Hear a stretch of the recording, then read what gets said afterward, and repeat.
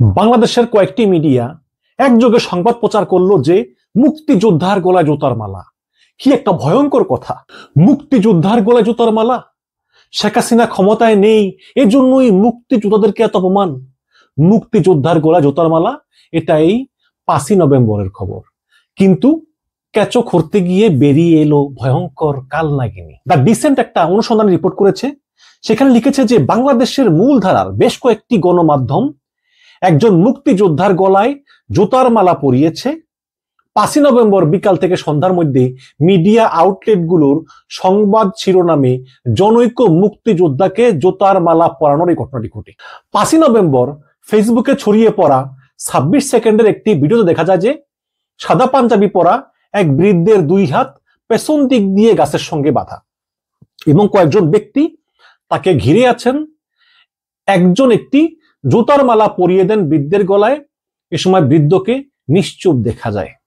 ঘটনাটি ময়মনসিংহের গফরগাঁয়ের। বৃদ্ধের নাম আব্দুল করিম, বয়স 76 বছর। স্থানীয়রা অভিযোগ করেন যে আব্দুল করিম প্রতিবেশী এক মাদ্রাসার শিক্ষার্থী কিশোরীকে ঘরে একা পেয়ে ধর্ষণের চেষ্টা করলে ওই মেয়ের চিৎকারে স্থানীয়রা জড়ো হন। এরপর বৃদ্ধকে একজন যৌন নিপীড়ক হিসাবে গাছে বেঁধে গলায় জুতার মালা পরিয়ে মারধর এবং পরে পুলিশে সোপর্দ করেন। মাদ্রাসা ছাত্রীর বাবার দায়ের করা মামলায় গ্রেপ্তার দেখিয়ে ময়মনসিংহ জেলা আদালতের মাধ্যমে কারাগারে পাঠানো হয়েছে এই বৃদ্ধকে। অর্থাৎ জুতার মালা পরানোর কারণ হচ্ছে তার বিরুদ্ধে ওঠা যৌন নিপীড়ন বা অপরাধী হওয়ার অভিযোগ।